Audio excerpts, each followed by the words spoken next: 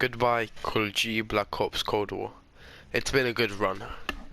So, in this video today, I'm going to be taking inspiration from Merc Music and doing a goodbye to Call of Duty.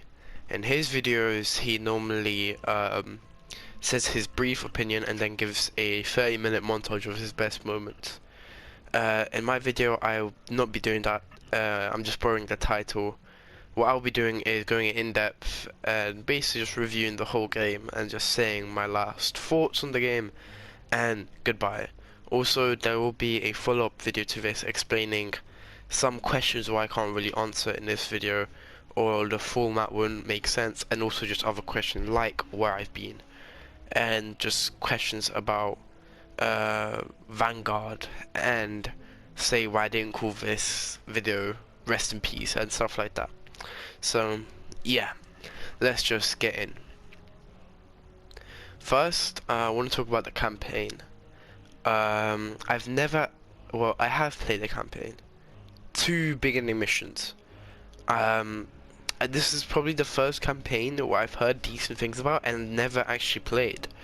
Mainly as of lack of time from school, and yeah, just lack of time. But from the 2 missions I did play, it seems like it has potential. But for the following things I will say, this is not my opinion, and just thing I've heard from people who've actually played the game and given their opinion on it. So I don't know. So I don't even know if this is factually correct. So do not take my word on it. What it looks like is the campaign tried to replicate what Call of Duty Black Ops 2 had. As Call of Duty Black Ops 2 had multiple endings with multiple choices across the whole campaign from the beginning to end, every choice changing the outcome. Cold War, not Vanguard, tried to do the same, but ultimately had the lackluster version of it. The way they tried to do it is sprinkle in choices for, say, killing minor characters and stuff like that in side missions.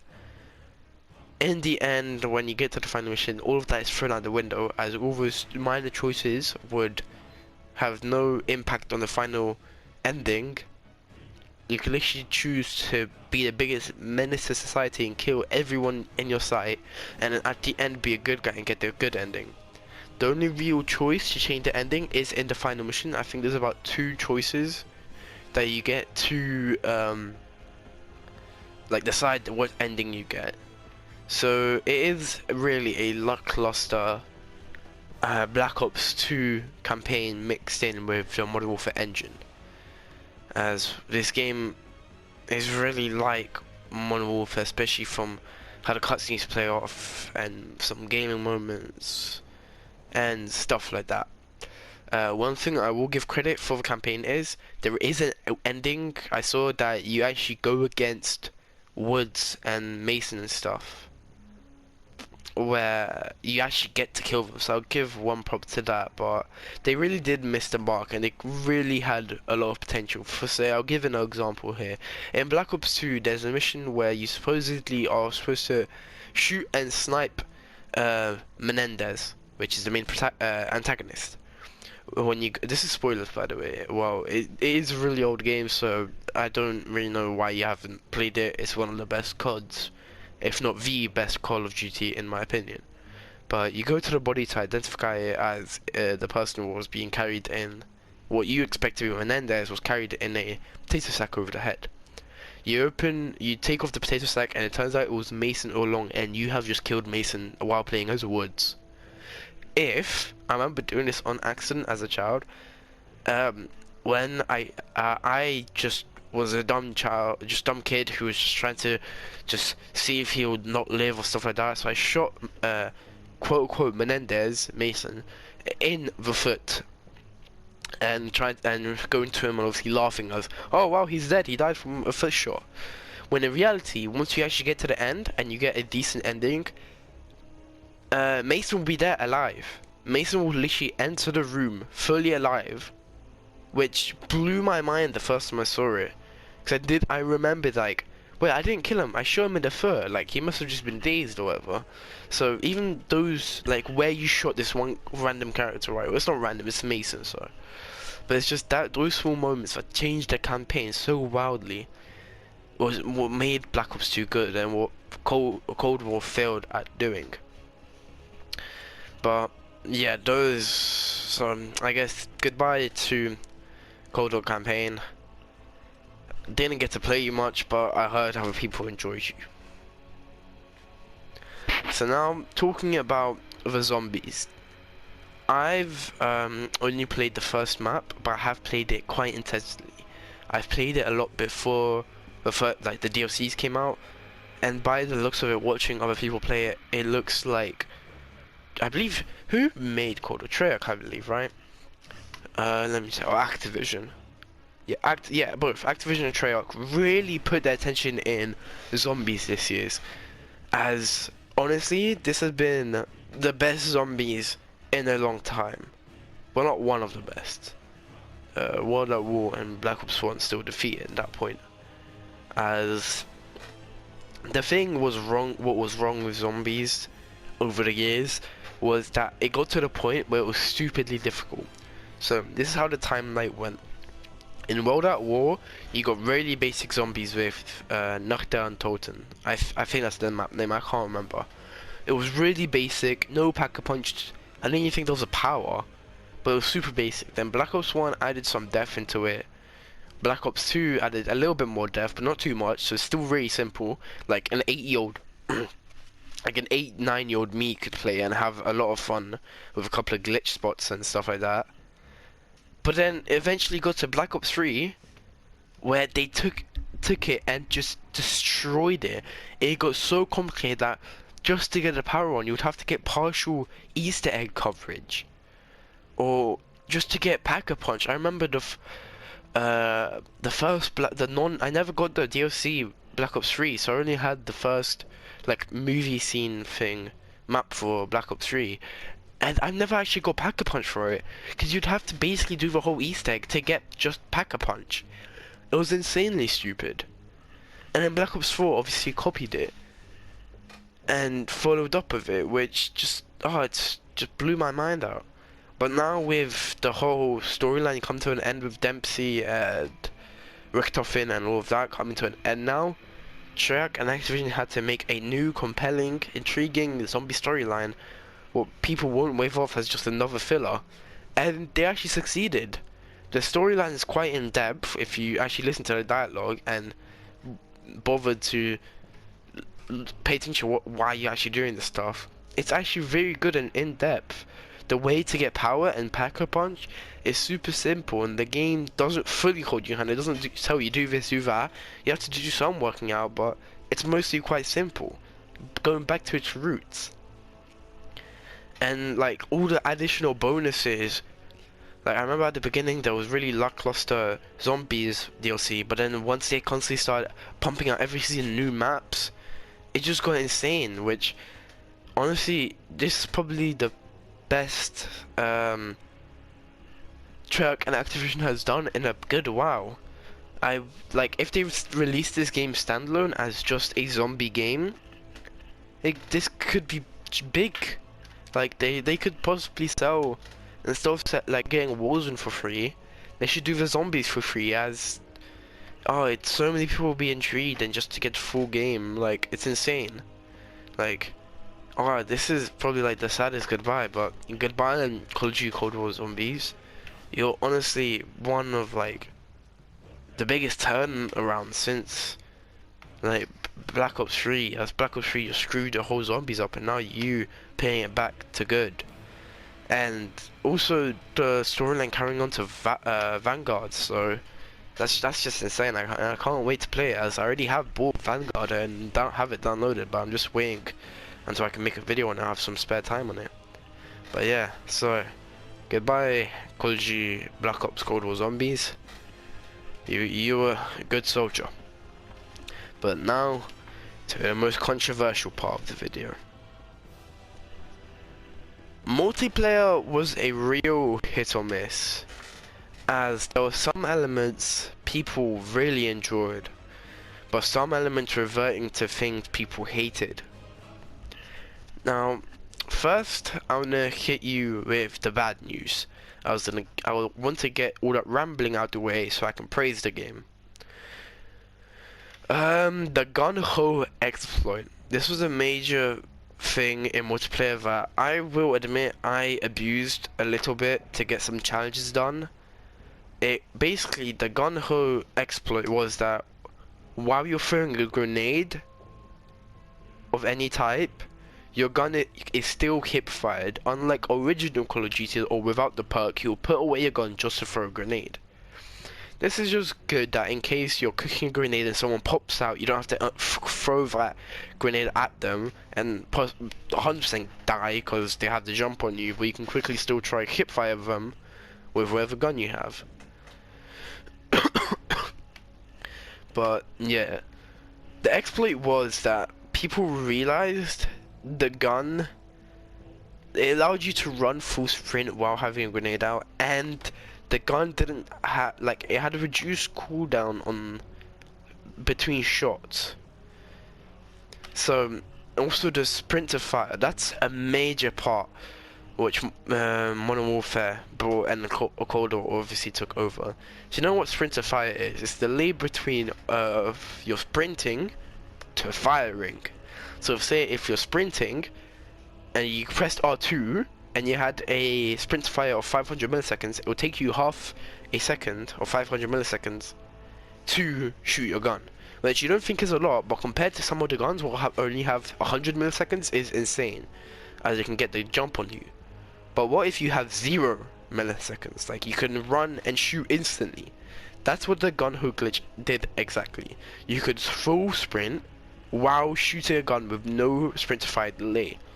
Especially with the striker being added, this broke the game majorly, especially on places like hardcore Nuketown. I admit I used the exploit, but not for long, as I got bored and just reverted to sniping on snipers only. Another hit or miss thing, you could say as a good thing or bad thing, the game did what Black Ops 4 also did. It relied on nostalgia to be a good game. Even the first DLC, I believe, being Raid to be added, which I did do an EXE on, and most of my clips were hit on because it is a good map. But Treyarch and Activision have now started to just bring back old maps from old games instead of making new and good maps, as they've run out of ideas. As there's a real split in the Call of Duty player base where people, for say Call of Duty World War 2, people complained on the amount of 3-lane designs. But come to think of it, some of your favorite maps are 3-lane designs. Raid is a 3-lane design type of map. The car park, the mid, and the pool side. Those are 3 lanes where you can go by. And it's one, if not the best map Call of Duty ever released. But at the same time, like, people just get sick of them sometimes, so it's a real divide. So it's a hit or miss, as yes, they're good maps to return, but it's getting stale. I've seen this for 2 COD games in a row, Black Ops 4 and Cold War. So it's just, so they just need to get more creative. Like, for say, take maps from the campaign, like you guys used to do, and you should carry on doing. Take maps directly from the campaign, as those mostly make sense. Next thing I want to mention, the sniper nerf. In the Cold War beta, the snipers, when I felt them, I was super glad. As coming from Modern Warfare, the snipers were terrible. Basically, what's wrong with the snipers, why I stuck to marksman like the Kar 98K, is that the zoom was too big. If you zoomed in with your sniper rifle, it would take up your whole screen instead of like a quarter of your screen in the middle, which was super disoriented, especially as you were trying to quickscope. With this game, they took a more marksman rifle approach, with you being able to see around the scope, which I was really happy. Plus, it just felt good. I wasn't getting hit markers. The sniping was good, but then once the full game came out, it was terrible. the snipers were nerfed to the floor, with one of the best snipers only having like 300 milliseconds of ADS speed, which most guns had around 50, like SMGs and stuff, with the like time to kill of half a second before you could even scope in. There were times where I couldn't even fully scope in and I'd be dead. Like, it was that bad. What else? Another thing is that the game just felt like a reskin Modern Warfare. This is gonna be the last gripe I have. Obviously the game was built on the Modern Warfare engine, but the thing what's wrong with it is that it just felt too close to Modern Warfare 2019, of course. From the operators to like the thing that charges up, I can't remember what it's called, your utility or whatever. From just everything, the game just felt like a reskin Modern Warfare, and that really sucked. With Vanguard also semi-feeling like that, but it feels different as the era is quite vast as it's now in World War II compared to only a couple of years apart. So, well, not a couple, it is the Cold War, but you get the gist. But yeah, that was my final gripe with the game. Now, for the good side of Cold War. The constant updates and maps of every season, I couldn't even keep up. I believe I've published around 26, 25 videos of Cold War. If I had enough time to cover everything I wanted, I had so many ideas, but I just couldn't keep like, I didn't have time for them. And like, that sounds bad on a YouTube perspective, but on a casual gamer, that's perfect, as you're coming in with constant new content, being excited to play with it. Like, I obviously don't have time as I am a student, and obviously school was more important than a side hobby with YouTube. But it was just insane, the amount of updates and how much the game cared for the community and actually listened compared to Black Ops 4 was intense. The amount of weapons we got, a new sniper rifle, which was like, I unlocked the sniper rifle before the beta, and I still haven't made a video on it, but now that Vanguard's out, there's not really a point. And I've even wanted to get diamond for it, but again, there's not even a point of getting it because the new game's out. So I wanted to get on that and early and start getting diamond for those and gold for those snipers. So it's just intense, the amount of support. Like, I can't, like, it sounds like I only have one good thing, but this thing is so big that it overpowers all the bad. Like, it evens it out. Like, it's intense on how much, like, it took after Modern Warfare, but also all the good things from Modern Warfare as well, like the constant updates. It was just insane. Like, if I did have all the time I wanted, 100 videos easily. I would have 100 videos out easily by now. Just sure, oh, I cannot speak. Purely on Cold War alone, from all the updates and the weapons and just everything.